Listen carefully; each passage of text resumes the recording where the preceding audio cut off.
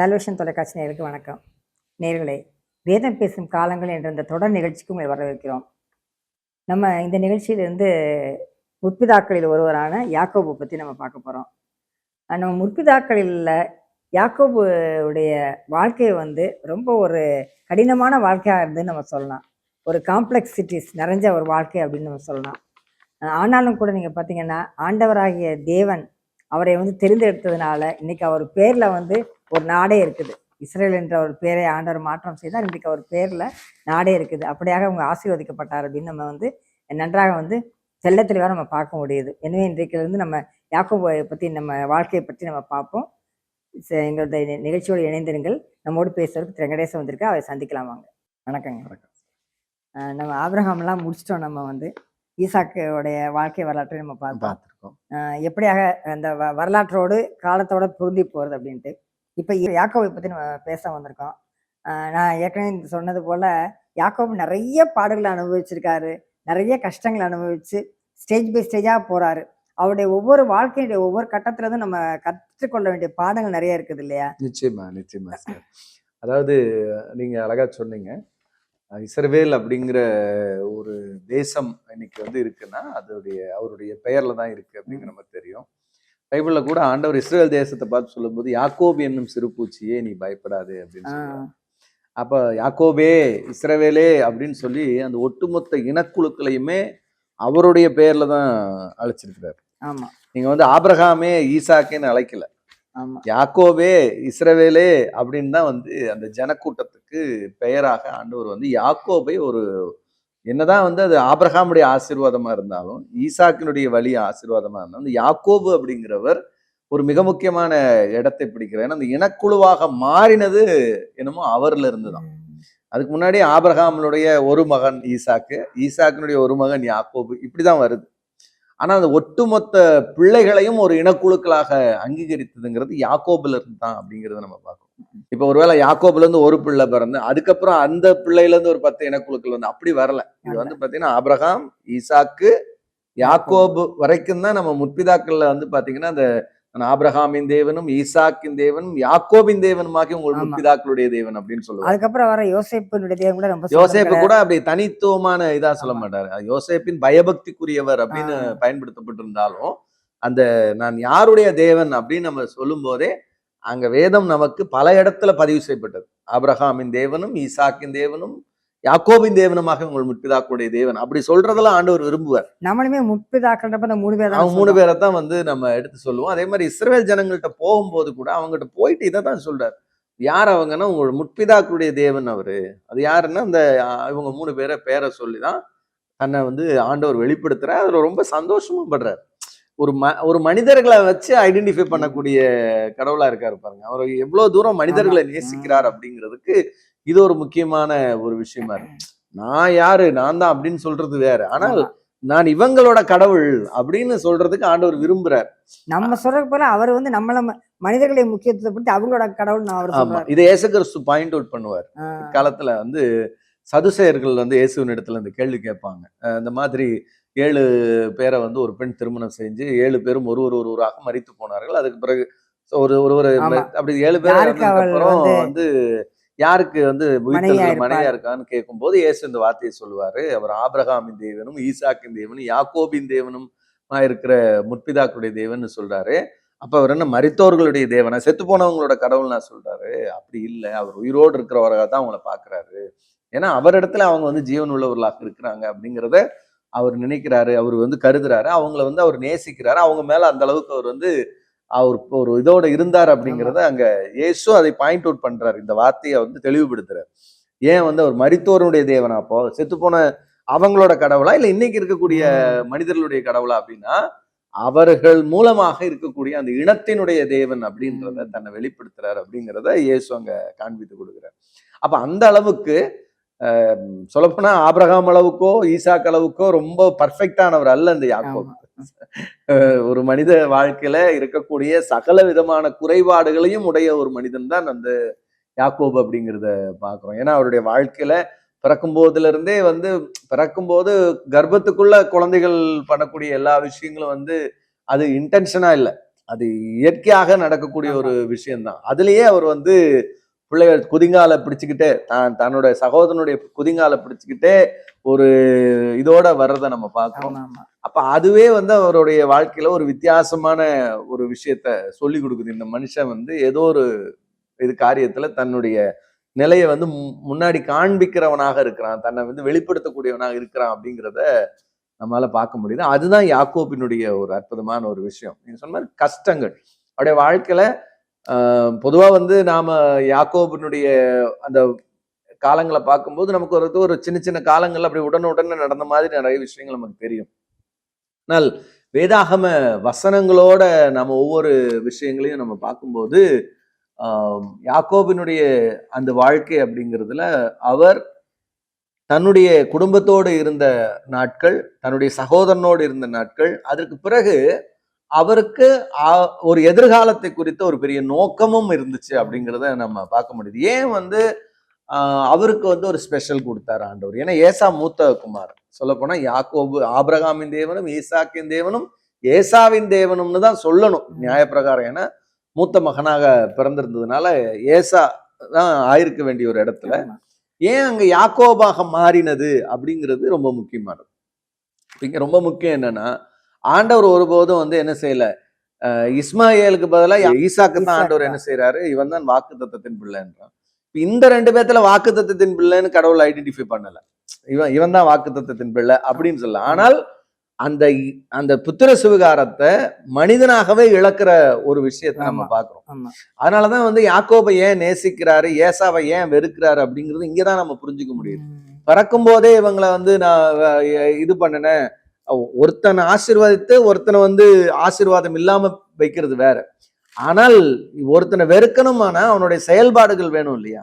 அப்ப கடவுள் என்ன செயல்பாடுகளை பார்த்து ஏசாவை வெறுத்தார் அப்படிங்கிறத அவனுடைய செயல்பாடுகள் மூலமாவே அறிந்து கொள்ள முடிகிறது. ஏன்னா அந்த பர்த் ரைட்ன்றத வந்து அவன் ஒரு சாதாரண ஒரு குழுக்காக அதுதான் ரொம்ப அலட்சியப்படுத்திட்டான்றதுனால ஆண்டவர் அப்படின்னு நினைக்கிறேன். ஒரு மேன்மையான ஒரு விஷயத்த இன்னும் சொல்ல போனா இது வந்து அந்த அந்த ஜனக்கூட்டத்துக்குள்ளாக முன்பாகவே இருந்த ஒரு விஷயம்தான், ஏதோ புதுசு கிடையாது. இந்த புத்திர சுவிகாரம் அப்படிங்கிறது ஏதோ வேதாகமம் வந்ததுக்கு அப்புறம் உருவானதெல்லாம் கிடையாது. அந்த ஜனக்கூட்டத்துக்கு அப்படி ஒரு பழக்க வழக்கங்கள் நம்பிக்கைகள் இருந்தது. அதை நம்ம நல்லா புரிந்து கொள்ள வேண்டும். இப்போ ஒரு விஷயம் உதாரணத்துக்கு நான் இப்ப சொல்றேனே, அதாவது எந்த ஒரு சமூகத்துக்குள்ள நல்ல பழக்க வழக்கங்கள் இருக்கிறதோ அந்த பழக்க வழக்கங்களை கடவுள் வந்து அதை வந்து மேன்மைப்படுத்துகிறார், அதை வந்து உயர்த்துகிறார். உதாரணத்துக்கு நம்ம வேதாகமத்திலேயே எரேமியாவினுடைய புஸ்தகத்துல ஏகாய் அப்படின்னு ஒருத்தரை பார்ப்போம். அவருடைய சந்ததிகளை பற்றி பார்ப்போம். எரேமியாவின் புஸ்தகத்துல 35வது அதிகாரத்துல வந்து நம்ம ஒரு விஷயத்தை நம்ம பார்க்கிறோம். அங்க ரொம்ப முக்கியமாக ஆண்டவர் வந்து ரேகாபின் குமாரர் அப்படிங்கிற ஒரு கூட்டத்தை பத்தி பேசுறாரு. யோனதாப், அதாவது ரேகாபின் குமாரனாகி யோனதாப் தன்னுடைய புத்தர்களுக்கு கட்டளையிட்ட வார்த்தைகள் அப்படிங்கிற ஒரு விஷயம் என்ன அப்படின்னா, இந்த எரேமியா தீர்க்கதரிசி காலத்துல அவர் என்ன செய்யறாருன்னா, ஆண்டவர் ரேகாபின் குமாரனாகி யோனதாபினுடைய அந்த குடும்பத்தாரை நீ கூப்பிட்டு வந்து எருசலேம் தேவாலயத்துல கொண்டு வந்து அவங்களுக்கு வந்து திராட்சை ரசம் கொடு அப்படின்னு சொல்றாரு. அவர் வந்து அப்படியே செய்யும் போது அந்த மக்கள் என்ன சொல்றாங்கன்னா, நாங்க திராட்சை ரசம் குடிக்க மாட்டோம் அப்படின்னு சொல்றாங்க. ஏன் குடிக்க மாட்டீங்க அப்படின்னு சொல்லும்போது, எங்கள் தகப்பனாகிய யோனதாப் வந்து எங்களுக்கு என்ன சொல்லியிருக்கிறாருன்னா, நீங்க வந்து திராட்சை ரசம் குடிக்க கூடாது, அது மட்டும் இல்ல நீங்க வந்து மச்சுப்பாவி இந்த வீடுகள் வந்து கூடாரத்துல தான் நீங்க வசிக்கணும், பில்டர்டு ஹவுஸ்ல நீங்க போய் நிரந்தரமா ஒரு இடத்துல குடியிருந்துடக்கூடாது, கடந்து வேற வேற இடத்துக்கு போறவங்களாகவும் அதே நேரத்துல ஒரு நாடோடி கூட்டம் மாதிரி தான் நீங்க இருக்கணும், அதே மாதிரி திராட்சை ரசம் குடிக்க கூடாதுன்னு எங்கள் தகப்பன் ஃபாதர் எங்களுக்கு சொல்லியிருக்கிறாரு. அவர் சொன்னபடி நாங்க இன்னைக்கு வரைக்கும் அதை செய்யறது இல்லை. நாங்க வந்து பெரிய வீடுகளை கட்டி அதுல குடியிருக்கிறது இல்லை, இந்த மாதிரி நாங்க செய்யறது இல்லை அப்படின்னு அவங்க சொல்றாங்க. அப்ப ஆண்டவர் என்ன சொல்றாருன்னா, நான் வந்து இவங்களுடைய அந்த கீழ்ப்படிதலை நான் ரொம்ப மெச்சுறேன். ஒரு தந்தையுடைய ஒரு முற்பிதாவினுடைய வார்த்தைக்காக அவங்க வந்து திராட்சை ரசம் குடிக்காம சொந்தமா வீடுகளை இது பண்ணி இல்லாம இவங்க வந்து ஒரு நாடோடிகள் மாதிரியே வாழ்ந்துகிட்டு இருக்காங்களே, அவங்க தகப்பனுக்கு அவங்க கொடுக்குற அந்த மரியாதையை நான் பார்த்து நான் அவங்களை ஆசீர்வதிக்க போறேன் அப்படின்னு சொல்றேன். இஸ்ரவேல் ஜனங்களை பார்த்து சொல்றாரு, ஒரு ஒரு மனிதனுடைய பிள்ளைகள் கூட அவனுடைய சத்தத்தை வந்து கேட்கிறாங்க, அவனை கீழ்ப்படுகிறாங்கன்னு போது நீங்க என்னுடைய சத்தத்தை கேட்க மாட்டீங்களா அப்படின்னு இஸ்ரவேலை பார்த்து சொல்றாரு. இங்க ரொம்ப முக்கியமா நான் பாயிண்ட் அவுட் பண்ண வேண்டிய விஷயம் என்ன அப்படின்னா, ஒரு தகப்பனா ஒரு முற்பிதாவா ஒரு நல்ல விஷயத்த சொல்லியிருக்காரு, அல்லது ஒரு ஒரு விஷயத்த சொல்லி அது தவறில்லை, தப்பான விஷயம் கிடையாது. ஒரு திராட்சை ரசம் குடிக்க கூடாது, நீங்க மச்சுப்பாடின வீடுகள்ல நிரந்தரமா தங்கி இருக்காம நீங்க நாடோடிகளாவே இருந்துட்டு இருங்கன்னு சொல்றது வந்து அது எவ்வளவு கடினமா இருந்த போதும் அந்த மக்கள் இன கூட்டம் வந்து அவருடைய ஃபோர்ஃபாதருடைய அந்த முற்பிதாவினுடைய வார்த்தைக்கு கீழ்ப்பட்டி நடக்கும்போது ஆண்டவர் அவர்களை மெச்சிக்கிறார். இப்ப இங்க ரொம்ப முக்கியமானது. அப்போ இது மாதிரி வரலாற்றுல நிறைய விஷயங்களை நம்ம பார்க்க முடியும். அதாவது அவங்களுடைய கல்ச்சரோட இருக்கக்கூடிய விஷயங்களை கூட அப்படியே கடவுள் வந்து இது பண்ணுவார். இப்ப உதாரணத்துக்கு அண்ணன் இறந்துட்டா தம்பியை திருமணம் செய்து அந்த குடும்பத்துக்கான இது கொண்டு வர்றது பிற்காலத்துல நியாயப்பிரமாணம் வந்ததுக்கு அப்புறம் இல்ல, அதுக்கு முன்னாடியே இருந்தது. இப்ப உதாரணத்துக்கு யாக்கோபின் இடத்துல வந்து யூதாவினுடைய அந்த காலத்துல யூதாவினுடைய மனைவியுடைய காலத்துல கூட பாத்தீங்கன்னா மகன் இறந்துட்டான் உனக்கு வந்து நான் வந்து இது பண்ண முடியாதுங்கிற ஒரு இடத்துல வந்து அந்த சமுதாயம் நிக்கிறத பாக்குறோம். அடுத்த மகன் பிறக்க வரைக்கும் நான் காத்துட்டு அப்படின்னு சொல்றேன், காத்துட்டுன்னு சொல்றத நம்ம பாக்குறோம். அப்ப இது என்னன்னா இது அவங்க சமுதாயத்துல இருந்த பழக்கம். இது பின்னாடி நியாயப்பிரமாணத்துல வருது, கர்த்தருடைய வார்த்தைகள்ல அதை வந்து கட்டளையாவே கொடுக்குறாரு. ஆனா முன்னாடி அப்படி ஒரு கட்டளை வந்து நேரடியா வந்ததுக்கான எந்த ஒரு ஆதாரமும் இல்லை. ஆனால் இப்படி ஒரு பழக்க வழக்கங்கள் அவங்களுக்குள்ள இருந்துச்சு. அப்ப அதை நாம புரிந்து கொள்ள முடியுது. இப்படிதான் அப்படின்ற ஒரு பழக்க வழக்கங்கள்ல வந்து கடவுள் வந்து அங்கீகரிக்கிறார். இப்ப மோசேயினுடைய மாமனார் வந்து ஒரு விஷயத்த மோசே கிட்ட சொல்றாரு, நீ வந்து இப்படி தனி நபரா வந்து எல்லாத்தையும் நீ வந்து என்ன செய்யாத செஞ்சுக்கிட்டு இருக்காத, நீ வந்து ஒரு ஒவ்வொரு 50 பேத்துக்கு ஒருத்தர் 100 பேத்துக்கு ஒருத்தரா வந்து நீ என்ன செய்ய 1000 பேத்துக்கு ஒருத்தரா வந்து நியமிச்சு அவங்க மூலமா அந்த சிஸ்டத்தை பண்ணும்போது நம்ம இதை கொஞ்சம் நம்ம ஸ்லாகிச்சு பேசியிருக்கிறோம் ஏற்கனவே வேறு நிகழ்ச்சியில. அதாவது அந்த சிஸ்டமே வந்து பாத்தீங்கன்னா இன்னைக்கு நம்ம வச்சிருக்கோம் இல்லையா, ஒரு கவுன்சிலர்ல இருந்து ஒரு எம்எல்ஏ எம்பி வரைக்கும் வந்து இந்த அடிப்படையில தான் நம்ம இன்னைக்கு பாக்குறோம். அப்ப அந்த சிஸ்டத்தை வந்து முதல்ல மோசேயினுடைய மாமனார் சொன்னாலும் பின்னாடி கடவுள் வந்து அதை அங்கீகரிக்கிறார். அப்போ இங்க என்ன அப்படின்னா ஒரு பழக்க வழக்கங்கள் ஒரு சரியான விஷயங்களா இருக்கும்போது அதை வந்து நம்ம செய்யறதுல எந்த ஒரு பிரச்சனையும் கிடையாது. இப்போ உதாரணத்துக்கு நம்மளுடைய பண்பாடு, தமிழுடைய பண்பாடு அப்படின்னா யாதும் ஊரே யாவரும் கேளீர் அப்படிங்கிறோம். இது ஒரு அறம் சார்ந்த ஒரு விஷயம் தான். எல்லாரையும் ஏற்றுக்கொள்றது, எல்லாரையும் வந்து நாம உள்வாங்கிக்கிறது, எல்லாருக்கும் வந்து நல்லது செய்யறது அப்படிங்கிறது வந்து நமக்கான ஒரு பண்பாடு. இது தமிழர்களுக்கே உறுத்த பண்பாடு. இதையும் வந்து கடவுள் நிச்சயமா அங்கீகரிக்கக்கூடியதா தான் இருக்கும். அப்போ எதெல்லாம் ஒரு நல்ல பண்பாடுகளா இருக்கோ அதெல்லாமே வந்து கடவுள் வந்து அதை அங்கீகரிக்கக்கூடியதா, அதை ஆசீர்வதிக்கக்கூடியதா தான் இருக்கும் அப்படிங்கிறது ஒண்ணு. இப்ப இங்க முக்கியமாக இங்க என்ன சொல்ல வரேன்னா ஏசாவுக்கும் அப்படி ஒரு பண்பாடு இருந்துச்சு.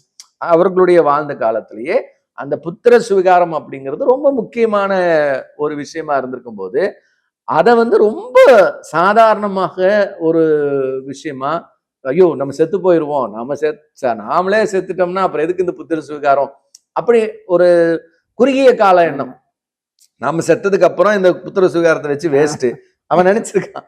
ஒருவேளை அவன் அப்படி இறந்திருந்தா கூட, பசியில இறந்திருந்தா கூட அவன் சந்ததிகள் இன்னைக்கு வந்து எவ்வளவோ ஆசீர்வதிக்கப்பட்டிருக்கலாம், அது எப்படி நமக்கு தெரியாது. ஆனால் அவன் அந்த இடத்துல வந்து எடுத்த முடிவு இந்த புத்திர சுவிகாரம் வந்து இருக்கிறத விட எனக்கு சாப்பாடு ரொம்ப முக்கியம் அப்படின்னு அதை இழக்கிறதுக்கும் அவன் தயாரானது வந்து கடவுள் பார்வையிலேயே ஒரு தவறான ஒரு விஷயமா அங்க ஆண்டவருக்கு பட்டிருக்கு அப்படிங்கிறது ரொம்ப முக்கியமானது. இன்னைக்கு வரைக்கும் கூட பசிக்கின்ற வேண்டி இல்ல சாப்பாட்டு மேல ஆசைப்பட்டு எவ்வளவோ தவறுகளை செய்யற சமுதாயத்துல நம்ம இருக்கணும். கரெக்ட் தான். அந்த மாதிரிதான் இன்னைக்கு அங்க நடந்திருக்கு. அதுல இவர் இவ்வளவு ரொம்ப விவரமா இருந்திருக்காருன்னு பாருங்க. யாக்கோபு என்ன வேணா கேட்டிருக்கலாம். ஒரு உங்ககிட்ட இருக்கிற தங்கத்தை கொடுன்னு கேட்டிருக்கலாம், இல்ல நீ எனக்கு பிடிச்சிட்டு வந்து நீ ஒரு 100 மானை எனக்கு கொண்டு வந்து கொடுன்னு கேட்டிருக்கலாம், என்ன வேணா கேட்டேன். ஏன்னா அவர் வந்து வேட்டையாடக்கூடியவரா இருந்தார், இவர் வீட்டுக்குள்ள இருக்கிறவரு, எனக்கு இது வேணும் அது வேணும்னு கேட்டிருக்கலாம். ஆனா அவர் எவ்வளவு நேர்த்தியா எனக்கு வந்து உன்னோட புத்திர சுவிகாரத்தை கொடுன்னு கேட்கிறாரு. அது ரொம்ப முக்கியமான. ஏன்னா இதுல வந்து ரொம்ப பிரச்சனை என்னன்னா 2 பேரும் ஈக்குவலான டைம்ல பிறந்தவங்க, ஒரே கர்ப்பத்துல இருந்து வெளிப்பட்டவங்க, ட்வின்ஸ் தானே. அப்ப இதுதான் வந்து இங்க செலக்ட் பண்ணக்கூடிய இடத்துல அவங்க 2 பேருமே இருக்கிறாங்க. யார் முதல்ல வெளியே வந்துடுறாங்களோ அவங்களுக்கு தான் புத்திர சுவிகாரம், அதுல ஏசா முந்திக்கிறார். ஆனா இப்ப பிரச்சனை என்னன்னா 2 பேரும் ஒரே ஈக்குவலான ஏஜ், யாருக்கு முதல்ல கொடுக்கறது அப்படிங்கிறதுல ஒரு பிரச்சனை என்ன அப்படின்னா இங்க வந்து அந்த புத்திர சுவிகாரத்தை இழக்கிறதுக்கு அவன் தயாராகிறான், அதை பெற்றுக்கொள்றதுக்கு அவன் தயாராகிறான். அப்ப எத்தனை நாட்கள் இவன் திட்டமிட்டு கொண்டு இருந்திருப்பான். ஏன்னா இது ஒண்ணும் குழந்தை பையனா இருக்கும்போது நடந்த மாதிரி இல்ல, இதெல்லாம் பல ஆண்டுகள் அவங்க வளர்ந்து இருக்கிற காலகட்டங்கள்ல தான் இது நடந்திருக்குது. ஏறக்குறைய லாபான் இடத்துக்கு யாக்கோபு போற வயசு அப்படின் போது பாத்தீங்கன்னா கிட்டத்தட்ட 77 வயசு இருக்கும் அப்படிங்கிறாங்க. ஏதாவது ஆராய்ச்சியாளர்கள் வந்து இவன் இங்கிருந்து கிளம்பி ஓடுறான் இல்லைங்களா, அது வந்து 77 வயசுங்கிறாங்க. அப்ப 2 பேத்துக்குமே 77 வயசு இருக்கு. நம்ம அப்படி நினைச்சதே கிடையாது. பொதுவா நம்ம என்ன நினைப்போம், அதான் சின்ன வாலிப பசங்களா இருந்திருப்பாங்க, ஒரு 30 வயசு இருந்திருக்கும், 25 வயசு இருந்திருக்கும் அப்படின்னு நம்ம நினைப்போம். ஆனால் அவருடைய சரியான வயதை நம்ம கணக்கிட்டு பார்க்கும்போது ஒரு தோராயமாக நமக்கு வந்து 77 வயது இருந்திருக்கும். இவன் அதாவது இங்கிருந்து கிளம்பி வந்து அவர் வந்து லாபான் இடத்துக்கு செல்லுகிற அந்த நேரத்துல அப்படின்னு வேதாகம ஆய்வுகள் நமக்கு சொல்லுது. அது வயசை நம்ம கணக்கு பண்ணோம்னா அது தெரியும். ஏன்னா அதுக்கு பிறகு வந்து 14 ஆண்டுகள், அதாவது இப்ப உதாரணத்துக்கு அவரு 77 வயசுல இங்க இருந்து போறாரு. 14 வருஷம் வந்து லாபான் இடத்துல வேலை செய்யறாரு. 2 பிள்ளைகளுக்காக, 2 பெண் ராகேலுக்காகவும் லேயாளுக்காகவும் வேலை செய்யறாரு. அப்ப 14 ஆண்டுகள் ஆகுது. 14 ஆண்டுகள் கழிஞ்சு வந்து இவருக்கு ஒரு குழந்தை பிறகு, அந்த குழந்தை தான் யோசேப்பு. அதாவது அதுக்கு முன்னாடி நிறைய பிள்ளைகள் இருந்தாலும் இவருக்கு 91 வயதுல பிறக்கிறவன் தான் வந்து பாத்தீங்கன்னா யோசேப்பு. இப்ப யோசேப்பு வந்து 91 வயசுல பிறந்து 17 வயசுல அவர் வந்து குழியில தள்ளப்படுறாரு. அப்ப கிட்டத்தட்ட யாக்கோபுக்கு 108 வயது ஆகுது. இப்ப 17 வயசுல அவர் குழியில தள்ளப்பட்டு அவரு எகிப்துக்கு கொண்டு போகப்படுறாரு. அதுக்கு பிறகு யோசேப்பு வந்து பார்வோனுக்கு முன்பாக நிற்கும் போது வந்து பாத்தீங்கன்னா 30 வயசு. ஏறக்குறைய 13 ஆண்டுகள் வந்து அவர் வந்து அங்க இருக்கிறார். அதாவது எகிப்துல இருக்கிறார். போர்த்திபார் வீட்டுல, ஜெயில எல்லாம் சேர்த்து 13 ஆண்டுகள். அப்ப 30 வயசுல அவர் வந்து அவருடைய முன்னாடி நிக்கிறாரு. அப்ப ஏறக்குறைய பாத்தீங்கன்னா இப்ப 108 வயசு இவர் அங்க போகும்போது, அதுல இருந்து 13 வயசு அப்படின்னும் போது 121 வயது. பார்வோனுக்கு முன்னாடி யோசேப்பு நிற்கும் போது அவருக்கு 30 வயசு, யாக்கோபுக்கு 121 வயசு. அதுக்கு பிறகு பார்வோன் வந்து அவனை வந்து உயர்த்துறாரு. உயர்த்தினதுக்கு பிறகு பாத்தீங்கன்னா 7 ஆண்டுகள் நல்ல செழிப்பு. ஆண்டு சொல்றாருல 7 வருஷம் செழிப்பு, 7 வருஷம் பஞ்சத்துல 7 ஆண்டுகள் செழிப்பு. அதுக்கப்புறம் 2 ஆண்டுகள் பஞ்சம் முடிஞ்சதுக்கு அப்புறம் தான் வந்து யாக்கோபினுடைய அந்த சகோதரர்கள் வந்து வராங்க அந்த பஞ்சத்தினுடைய 2வது ஆண்டுல. அதுக்கப்புறம் யாக்கோபு வந்து வராரு. யாக்கோபு இங்க வரும்போது கிட்டத்தட்ட பாத்தீங்கன்னா பார்வோனுக்கு முன்னாடி யாக்கோபு வரும்போது 130 வயது. அப்போ 9 ஆண்டுகள், 7 ஆண்டுகள் செழிப்பு, 2 ஆண்டுகள் பஞ்சம் முடிஞ்சு 9 ஆண்டுகளை நம்ம சேர்த்தனோம்னா 121 + 9 அப்படின்னா 130 வயதுல வந்து பார்வோனுக்கு முன்பாக யாக்கோபு வருகிறார். அதுல வந்து 17 ஆண்டுகள் அவர் வந்து எகிப்துல இருக்கிறார். 147 வயதுல அவர் இறக்குறார் அப்படிங்கிறது ஒரு தோராயமான நம்மளுடைய வேதாகம ஆண்டு கணக்குல பாக்குறோம். அப்ப பாத்தீங்கன்னா 77 வயதுல இவர் வந்து லாபான் இடத்துக்கு போகிறார். அப்போ 77 வயதுனா கிட்டத்தட்ட 7 வயதுனா 84 வயசு வேலை செஞ்சதுக்கு அப்புறம் தான் லேயாள் வராங்க. அதாவது முதல்ல லேயாளை கொடுத்ததுக்கு அப்புறம் தான் அவர் ராகேல கொடுக்குறாரு. அப்ப 2வதா தான் திருமணம் பண்றாரு. அப்போ கிட்டத்தட்ட 84 வயசுலதான் அவர் வந்து இந்த மாதிரி காரியங்கள்ல அவர் செயல்பட்டு இருக்கிறார் அப்படிங்கிறத நம்ம பார்க்க முடியுது. அப்ப இவ்வளவு விஷயங்கள் அவருடைய வாழ்க்கையில, அதுல அவர் பெத்தேல முதல்ல பாக்குறோம். இங்கிருந்து கிளம்பி போகும்போது அவருடைய அம்மாவுடைய ஆதரவு தான் இதுல ரொம்ப முக்கியம். ஆமா, அம்மாவுடைய ஆதரவுன்றதுல எனக்கு அந்த ரெபெக்காளை பத்தி எனக்கு ஒரு விஷயம் எப்பவுமே நினைப்பேன். ஆண்டவர் ஏற்கனவே வந்து இவங்க குழந்தை 2ம் இதா இருக்குது, என்னவாகும்னு சொல்லிட்டு ஆண்டவர்கிட்ட போய் விசாரிக்கிறார். அப்ப ஆண்டவர் தெளிவா சொல்லியிருக்காரு, சின்னவன் தான் வந்து பெரிய ஆளா வரும் அப்படின்ட்டு. அப்ப அதெல்லாம் நம்பி இருந்தாங்கன்னா இவங்க வந்து யாக்கோப வந்து இப்படி ஒரு திருட்டுத்தனம் பண்றதுக்கு விட்டுருக்க மாட்டாங்க இல்லையா? அப்ப அவங்களதான் நான் முக்கியமா, யாக்கோபு தனிப்பட்ட விதத்துல இதை செய்யல.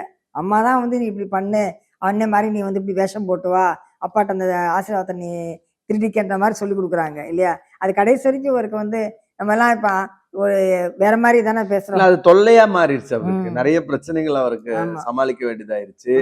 அந்த மாதிரி தான் பாக்குறோம். ஏன்னா நீங்க அதாவது ஆண்டவர் ஒரு திட்டம் வச்சிருக்கிறாரு அப்படின்னா, ஆண்டவருடைய திட்டம் இப்படிதான் அவனை ஆசீர்வதிப்பேன். ஆனா அந்த ஆசீர்வாதத்துக்கு அவன் பாத்திரவானா இல்லைன்னு வச்சுக்கோங்களேன், அந்த ஆசீர்வாதம் மாறி போயிடும். இதுதான் நம்ம ஆண்டவருடைய காரியத்துல நம்ம பார்க்கக்கூடியது. அதாவது ஆண்டவருடைய ஆசீர்வாதத்தை வந்து அவர் கொடுக்குற வழியில போகாம நம்ம ஒரு போனோம்னா அவர் மாத்துவார். அதுல மாற்றுக்கிறது. அவர் எவ்வளவு பெரிய தீர்க்கதரிசனமா இருந்தாலும் அது மாறக்கூடியதா தான் இருந்திருக்கு. ஆண்டவர் நான் தீர்க்கதரிசனம் சொல்லிட்டேன், அதனால நீ எவ்வளவு மோசமா இருந்தாலும் நான் உனக்கு செய்வேன் அப்படின்னு எங்கேயுமே சொன்னது கிடையாது. இவன் பெரிய ஜாதியாவான்னு சொன்னதுக்காக மட்டுமே அவனுக்கு கொடுக்கல. அவனுடைய வாழ்நாள்ல ஏசா அதை இழக்கிறதுக்கு தயாரானதுனாலதான் இவனுக்கு பெற்றுக்கொள்றதுக்கு ஒரு வாய்ப்பு கிடைச்சது. அதுதான் உண்மை. அப்ப அவன் அதை பெற்றுக்கொண்டதுக்கு பிறகு அது வந்து ஏசாவுக்கு ஒரு பிரச்சனையும் இல்லை, முடிஞ்சு போச்சு. அது அப்படியே இருந்துட்டு இருந்தது. ஆனா என்னைக்கு இவனுக்கு கோபம் வருதுன்னா, தன்னை ஏமாத்தி தன்னோட ஆசீர்வாதத்தை பெற்றுக்கொண்டுட்டான் அப்படின்னு. அங்கதான் வந்து ஏசா அவன் மேல ரொம்ப கோபப்படுறான். அதாவது ஒரு பிள்ளைகளுக்குள்ள ஒரு பெரிய கோபத்தை உண்டு பண்ணக்கூடிய இடத்துல இந்த அம்மா மாட்டி இருந்துட்டாங்க விட்டாங்க அப்படிங்கிறது சின்ன ரொம்ப அம்மா. முக்கியமான விஷயம். என்னன்னா இது நம்ம பின்னாடி ஏசாவை பத்தி பேசும்போது இந்த ஆமா. காரியங்கள் நம்ம ம். பார்க்க போறோம். ஏன் இந்த விஷயம் எங்க வரைக்கும் வந்துச்சு? ஏன்னா ஏசாவின் நாட்கள் அப்படி நடக்கல. ஏசா ஒரு நல்ல மனுஷன். ஆமா. ஆக்சுவலா நம்ம வந்து பொதுவா ஏசாவை வந்து ரொம்ப ஒரு ஆமா, கொடூரமா ஆமா. இஸ்மாயேல பார்த்த மாதிரியே தான் ஏசாவையும் பார்ப்போம். நம்ம பொதுவாவே நம்ம வேதாகம மக்களுக்கு வந்து அந்த கேரக்டர் ஏதாவது புரிஞ்சுக்க முடியல. ஏன்னா ஏசா வந்து அவ்வளவு மோசமானவரா இல்லவே இல்லை. யாக்கோபு தான் அவரை வந்து ரொம்ப ஒரு ம். மோசமானவரா இருப்பாரோ, நம்மளை கொன்றுவாரோ, நம்மளை அழிச்சிருவாரோ, ஐயோ ஆண்டவரே என்ன அழிச்சிரு. ஆனா அவருடைய பார்வையில ஆண்டவர் அவன்கிட்ட ஏற்கனவே என்ன பண்ணிருக்கிறாரு, நிறைய விஷயங்கள் அவனோட இடைப்பட்டு ஆமா, ஆமா. இருக்கிறாருன்றத நம்ம பார்க்க முடியும். அதனாலதான் நீங்க வந்து பாத்தீங்கன்னா ஏசா வந்து என்னென்னமோ பண்ண போறான்னு பார்த்தா ஒண்ணுமே பண்ண மாட்டான். ஆமா, ஆமா. அவன் வந்து வாப்பா நீ அப்படின்னு சொல்லிட்டு ரொம்ப கேஷுவலா அவனை ஹேண்டில் பண்ணுவார் யாக்கோப. அது மட்டும் இல்லாம ஏசாவினுடைய சந்ததியில அந்த சேயீர் மலையில இருக்காங்கல்ல, அதுல நிறைய ராஜாக்கள் இருந்திருக்காங்க. இது பெரிய பெரிய இந்த ராஜாக்கள் இவங்களுக்கு வந்து தாவீது அப்பதான் வந்து ஒரு ராஜ்யம் வருது. ராஜா சவுல்ல வராரு. இருந்து தான் ராஜா ஆரம்பிக்கிறாங்க. ஆமா. முதல் சவுல்ல ராஜாவே இருந்து சவுல்ல ஆமா. இருந்து ஆரம்பிக்கிறாங்க. ஆனா அதுக்கு முன்னாடியே வந்து ஏசாவுடைய சந்ததிகள்ல பல அரசர்கள் தோன்றிட்டாங்க இருந்திருக்காங்க. அப்படின்னு பைபிள்ல பாக்குறோம். கடவுள் அவங்களையும் ஆசீர்வதிச்சிருக்கிறார். ஏன்னா ஏசாவையும் பலத்த வேட்டைக்காரனா இருப்பான், ம். அவனை ஆசீர்வதிக்கப்பட்டிருப்பான்னு ஒரு ஆசீர்வாதம் கொடுக்கும்போது அவனுடைய சந்ததி ஆசீர்வதிக்கப்பட்டிருக்கு. நம்ம வர்ற நிகழ்ச்சிகள்ல நம்ம ஏசாவினுடைய சந்ததி பார்க்கும்போது அதை ரொம்ப பார்ப்போம். சொல்லுவோம் இப்ப யாக்கோபு ஒரு இனக்குழுக்கினுடைய தந்தையாக நேரடி தந்தையாக மாறுறாரு. அதனாலதான் அந்த இனக்குழுக்கு இஸ்ரவேல் அப்படின்னும் யாக்கோபு அப்படின்னு ஒரு பேர் இருக்கிறார். அந்த 2 பேரையும் அந்த இனக்குழுவுக்கு ஆண்டவர் பயன்படுத்துறாரு. இன்றைக்கு வரைக்கும் வந்து பாத்தீங்கன்னா அந்த பெயர் இன்றைக்கும் நிலைத்திருக்கிறது. அதற்கு காரணம் யாக்கோபுக்கு இருந்த கடவுளுடைய அந்த பயம். கடவுள் சமூகத்துல தன்னை இந்த யாப்போக்கு நதிக்கரையில வந்து அவன் தேவனோடு போராடி மேற்கொண்டவன் அப்படின்னு ஆண்டவர் அவனுக்கு வந்து யாக்கோபுங்கிற பேருக்கு பல மீனிங் இருக்கு. ஆமா, நம்ம அதை அடுத்த ஆமா, நிகழ்ச்சியில அப்படின்னும் பார்க்கலாம். ஆனால் அவனுக்கு இஸ்ரவேல் அந்த பெயரை வைத்து அன்றைக்கு தேவனுடைய இளவரசன் அப்படிங்கிற அந்த ஒரு இதோட வந்து இன்னைக்கு வரைக்கும் அந்த இது ஆஸ்வதிக்கப்பட்டிருக்கு. நிச்சயமா வர நிகழ்ச்சிகள் இன்னும் தெளிவான. ஆமா. நேயர்களே, நிகழ்ச்சியின் முடிவுக்கு நம்ம வந்திருக்கோம். நமது நிகழ்ச்சியில வந்து யாக்கோபினுடைய வரலாற்றை பத்தி நம்ம பார்த்துட்டு இருக்கோம். ஏசாவை பத்தி, ஏசாவினுடைய தாயார் ரெபெக்கா பத்தியெல்லாம் நம்ம பார்த்துறோம் இல்லையா? ஒரு விஷயம் நான் எப்பவுமே சொல்வது உண்டு. நமது வேதம் பேசும் காலங்கள் என்ற இந்த நிகழ்ச்சி வந்து காலங்களை மட்டும் பேசாமல் அதுலேருந்து நம்ம என்ன பாடம் கற்றுக்கொண்ட பற்றி நம்ம பேசுகிறோம் அப்படின்னு சொல்லிட்டு இந்த ரெபெக்காவை பற்றி நம்ம பேசுகிறப்ப பார்த்தீங்கன்னா எப்படியாக தனது மகனை நான் பார்த்துக்கிறேன் எல்லாம் அப்படின்னு சொல்லிட்டு மகனை வந்து ஒரு தவறு பண்ண செய்தாங்க இல்லையா? அண்ணனை போல நீ நடிச்சு அப்பாட்ட ஆசீர்வாதத்தை அவன் திருடினான் வந்து இல்லையா? இதே போல இன்றைக்கு உலகத்தில் நீங்கள் பார்த்தீங்கன்னா அம்மாமார்கள் பார்த்தீங்கன்னா ரொம்ப அனுபவிச்சிருப்பாங்க பிள்ளைங்க மேலே வந்து ஒரு சில குறிப்பிட்ட மகன் மேலே அப்படி வச்சிருப்பாங்க. ஆனால் அந்த அன்பு தான் வந்து கடைசி என்ன ஆகுது, அந்த பிள்ளைகள் வந்து பிற்காலம் வரைக்கும் கல்யாணம் பண்ணி ஈவன் அவங்க அவங்களுடைய வாழ்க்கை வர்றப்ப கூட அவங்க வந்து கெட்ட பிள்ளைகளாக தங்கள் மனசுல வந்து வேற வேற விதமான ஒரு வஞ்சன எண்ணங்கள் உடையவராக அப்படி இருப்பாங்க. இல்லை அவங்க வாழ்க்கையே வந்து நிறையா விஷயங்கள்ல இடர்கள் மாறி இருந்திருக்கும். எனவே நம்ம வந்து அன்பு செலுத்துறதுல கூட தாய்மார்களாக இருக்கிற பட்சத்தில் வந்து எப்படியாக அன்பு செலுத்த வேண்டும், எந்த விதமான ஒரு குடும்பத்தில் ஒரு சூழ்நிலை வந்தால் கூட ஆண்டவரிடம் தான் நம்ம போய் ஆலோசனை கேட்கணும். ரெபெக்காள் அப்படிதான் முதல்ல செஞ்சாங்க. 2 குழந்தைகள் பிறக்க போது ஏதோ நடக்குது நம்ம வயிற்றுலன்றப்ப ஆண்டவரிடம் தான் அவங்க கர்த்தரிடத்துல விசாரிக்கும்படி போனார்கள். ஆனால் அதுக்கப்புறம் அந்த வாழ்க்கையை எப்படி லீட் பண்ணுறது 2 பிள்ளைங்களையும் வச்சுட்டப்ப அவங்க தேவனுடைய ஆலோசனை கேட்டதாக வந்து நமக்கு வந்து தெரியலை. எனவே இப்போது இருக்கிற நம்ம எவ்வளவோ கஷ்டங்கள் மத்தியில் வேதனைகள் மத்தியில் வாழ்க்கை நெருக்கங்கள் மத்தியில் தான் இப்போ போயிட்டு இருக்க தாய்மார்கள் இருக்காங்க. எனவே தேவனிடம் நம்ம விசாரித்து ஆலோசனை பெறுவதுதான் உத்தமமான விஷயமாக இருக்கும் என்பதை நமது நிகழ்ச்சியில் தெரிந்து கொண்டோம். மீண்டும் சந்திக்கும் வரை உங்களிடம் விடைபெறுகிறோம். நன்றி, வணக்கம். ஈசாக்குக்கு 60 வயது இருக்கும்போது ஏசாவும் யாக்கோபும் பிறக்கிறாங்க. அப்ப ஆபிரகாமுக்கு கிட்டத்தட்ட 160 வயது. ஒரு 50-100 வருஷத்துக்கு முன்னாடி எல்லாம் பொன் குழந்தை வயிற்றுல இருக்குன்னு தெரிஞ்சிட்டாலே கொன்றுவாங்க. ஆமா. அவர் இறக்கும் போது வந்து 43 வருஷம் கழிஞ்சுதான் வந்து ஈசாக்கு இறக்குறார்.